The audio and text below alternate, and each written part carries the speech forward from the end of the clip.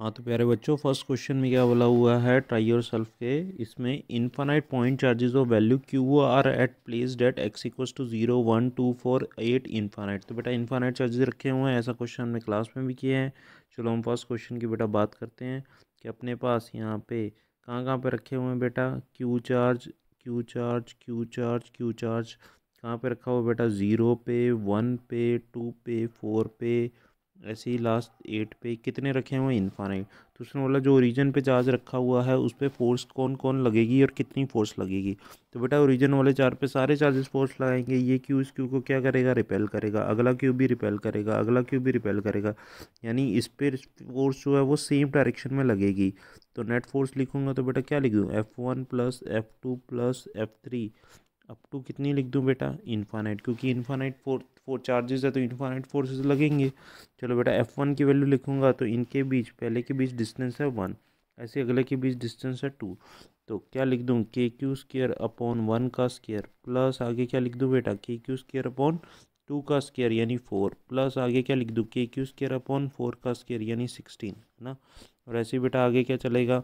Plus के Q square upon 8 का square यानी 64। और ऐसे बेटा चलता जाएगा कहाँ तक? इनफाइनाइट तक। अब इसमें बेटा हम क्या करेंगे? के क्यू स्क्र कॉमन निकाल लेंगे। तो बेटा इसमें के क्यू स्क्र कॉमन आ जाएगा, अंदर क्या बचेगा? 1 प्लस 1/4 प्लस 1/16 प्लस 1/64। और कहाँ तक जाएगा बेटा? इनफाइनाइट तक। तो ये बेटा बन जाएगा इनफाइनाइट जीपी। ये क्या अपने पास बन गया? Infinite GP.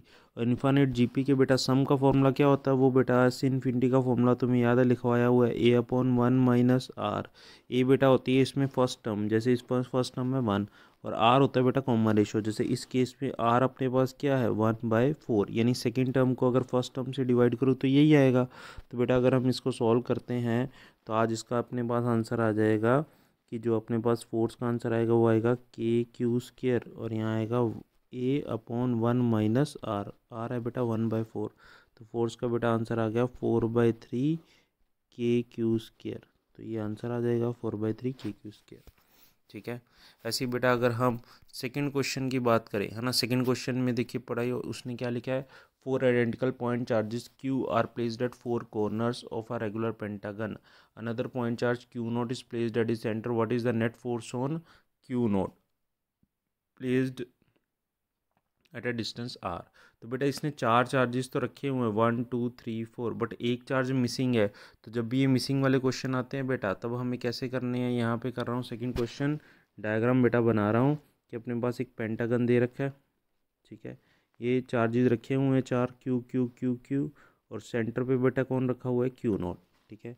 तो उसने पूछा हुआ है अभी बताओ इन चारों की वजह से सेंटर वाले चार्ज पे कितनी फोर्स लगेगी। और बेटा ये सेंटर से जो कॉर्नर की डिस्टेंस है कितनी दे रखी है? आर। अब हमें पता है बेटा कि अगर एक सिमेट्रिक डायग्राम होता है, एक पॉलीगन के अगर सारे चार्जेस रखे होते तो नेट फोर्स सेंटर पे जीरो लगती। आज सारे चार्जेस नहीं रखे हुए तो बेटा मैं चार्ज यहाँ पे रख देता हूँ।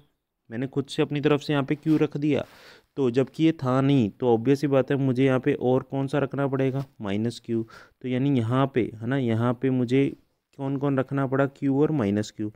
अब ये पांचों मिलके तो एक फिर से डायग्राम बना लेंगे सिमेट्रिक, और इन पांचों की वजह से सेंटर पे नेट फोर्स कितनी होगी? 0। बट ये माइनस क्यू तो बेटा बचा हुआ ही है।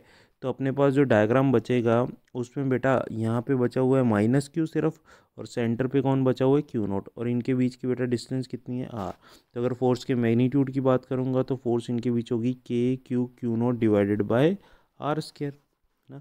और डायरेक्शन की बात करूँगा तो ये ओ पॉइंट मान लेते हैं और ये ए पॉइंट मान लेते हैं। तो डायरेक्शन की बात करूँगा तो बेटा मुझे बताओ, ये प्लस क्यू नोट है, ये माइनस क्यू नोट। तो ये माइनस क्यू नोट इस क्यू नोट को क्या करेगा? माइनस क्यू इस क्यू नोट को अट्रैक्ट करेगा। तो फोर्स जो है वो इस डायरेक्शन में आ जाएगी। ठीक है। चलिए बेटा थर्ड क्वेश्चन की बात करते हैं। थर्ड क्वेश्चन अपने पास क्या दे रखा है? थर्ड क्वेश्चन दे रखा है 4Q माइनस क्यू और प्लस 4Q कहाँ पे रखे हुए हैं? 0 पे, ए पे और 2A पे। ठीक है। तो चलिए हम यहाँ पे एक प्लस Q प्लस 4Q, चलिए बेटा यहाँ पे हम सबसे पहले डायग्राम बना लेते हैं कि भाई अपने पास क्या है?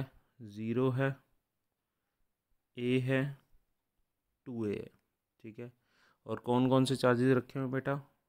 4Q -Q 4Q, यही तो चार्जेस रखे हुए हैं। तो बेटा सेंटर पे जो चार्ज रखा हुआ है मुझे बताओ, ये अलोंग दी एक्स एक्सिस और वाई एक्सिस अपने को इसकी स्टेबिलिटी और अनस्टेबिलिटी बतानी है, मतलब स्टेबल इक्विलिब्रियम होगा या अनस्टेबल होगा। तो बेटा मुझे बताना ज़रा कि अगर मैं इस 4Q को इस -Q की तरफ शिफ्ट कर दूंगा तो बेटा इनके बीच है ना, ये देखो ये फर्स्ट सेकंड और थर्ड, तो अगर बेटा सेकंड चार्ज को मैं थर्ड चार्ज की ओर मूव कराऊंगा तो उनके बीच फोर्स इंक्रीज हो जाएगी, तो ये उसको अपनी तरफ अट्रैक्ट कर लेगा है ना।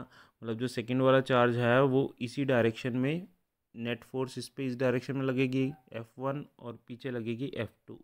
तो F1 की वैल्यू F2 से क्या होगी, ज़्यादा होगी, तो ये -Q जो है ये चार्ज पार्टिकल वापस उसी पोजीशन में नहीं आएगा, तो एक्स एक्सिस पे ये कैसा रहेगा, अनस्टेबल, है ना। मैंने तुम्हें लिखवा भी रखा है। और ये -Q पे नेगेटिव चार्ज होता है तो वाई डायरेक्शन में वाई एक्सिस के लिए कैसा रहेगा, स्टेबल।